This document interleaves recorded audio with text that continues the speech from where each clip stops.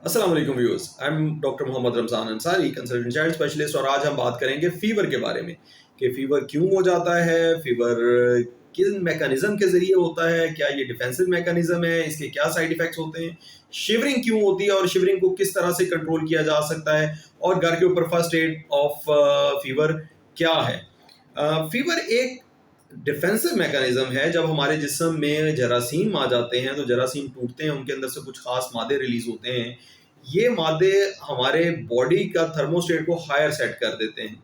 हमारे जिस्म का जो हीट प्रोड्यूस करने वाला मैकेनिज्म है वो ज़्यादा तेज हो जाता है, और इस हीट हीट ज़्यादा प्रोडक्शन की वजह से फीवर जाहिर हो जाता है। तो किस तरह से हीट प्रोड्यूस होती है? हीट ग्लूकोज के इस्तेमाल से प्रोड्यूस होती है, अमाइनो एसिड के, फैटी एसिड के इस्तेमाल से प्रोड्यूस होती है। ऑक्सीजन का इस्तेमाल ज़्यादा हो जाता है जिसमें सांस की रफ्तार तेज हो जाती है, दिल की धड़कन तेज हो जाती है। और इस हीट प्रोडक्शन के दौरान बहुत सारे फाजल मादे और तेजाबियत जिस्म में जमा होती है जो कि नुकसान पहुंचाती है। जब ज़्यादा तेज बुखार हो जाता है तो ये बुखार इटसेल्फ दिमाग को, जिगर को, गुर्दों को, खून की नालियों को, मसल्स को मुतासर करना शुरू कर देता है, और इसको कंट्रोल करना बहुत ज़रूरी हो जाता है। जब रैपिडली हमारा फीवर राइज करता है, रैपिडली जिस्म का दर्जा राइज करता है, उसमें शिवरिंग होती है। जिस्म के फ्रंट के और बैक के मसल्स अल्टरनेटली सिकुड़ते और फैलते हैं, कॉन्ट्रैक्ट और रिलैक्स करते हैं, और इस प्रोसेस को हम शिवरिंग कहते हैं, कपकपी कहते हैं। और इस कपकपी से और ज्यादा हरारत प्रोड्यूस होती है और तेज बुखार हो जाता है।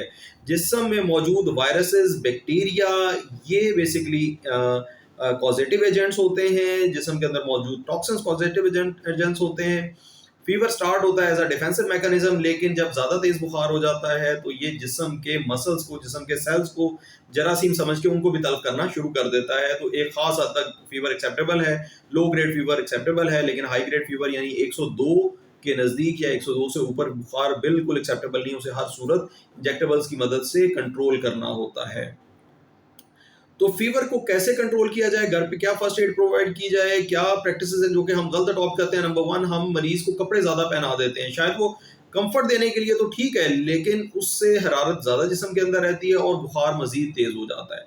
नंबर दो, जब शिवरिंग हो रही होती है तो मरीज के ऊपर कंबल डाल दिए जाते हैं, और कंबल डालने की वजह से शिवरिंग तो उसकी खत्म नहीं होती, लेकिन बुखार बहुत तेज हो जाता है क्योंकि हरारत अंदर ही रुक जाती है। तो इन दोनों चीजों से इज्तनाब करना चाहिए। नंबर वन, कपड़े हैवी नहीं पहनाने चाहिए। नंबर टू, कंबल या रजाई नहीं देनी चाहिए, क्योंकि कंबल और रजाई देने से बच्चे की या बड़े की शिवरिंग या सर्दी खत्म नहीं होती, बल्कि उसे कब कभी लगे जा रही होती है, और उसने फीवर ने अपना साइकिल कंप्लीट करना होता है। और बच्चों में जिनमें दिमाग ज्यादा कमजोर होता है, वल्नरेबल होता है, ऐसा ना हो कि कहीं तेज बुखार दिमाग को मुतासर कर जाए और बच्चे को झटके लग जाए।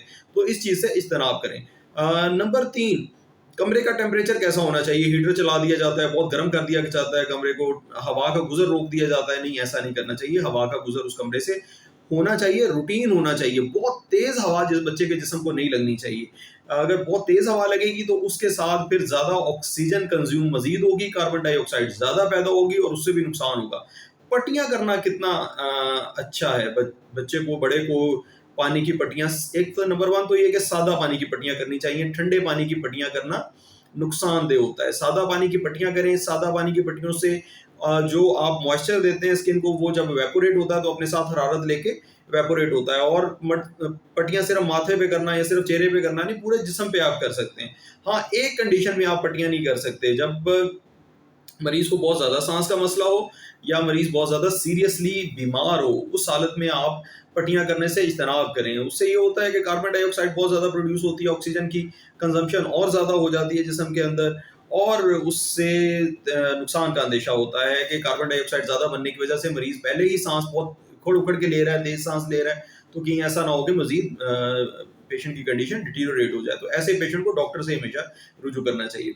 पट्टियां सादा पानी की करनी है, पूरे जिस्म पे किसी भी जगह की जा सकती हैं, कपड़े हल्के करके किसी भी जगह पे पट्टियां की जा सकती हैं। फिर स्पिरिट की पट्टियां करते हैं लोग। स्पिरिट की पट्टियां करना भी कोई ऐसा खास एडवाइजेबल नहीं है। स्पिरिट का इस्तेमाल नुकसान नहीं करता ऐसे डायरेक्टली, लेकिन स्पिरिट जब इनहेल होता है तो वो गले के खराश का बाइस बनता है, नाक की एलर्जी का बाइस बनता है, और फिर एक तरह से एक एक फ्लेमेबल मटेरियल है जिसको आप मरीज के जो है वो साथ लगा रहे हैं, उसके ऊपर लगा रहे हैं, तो उसको जो है उस स्पिरिट के साथ पट्टियां करना एडवाइजेबल नहीं है।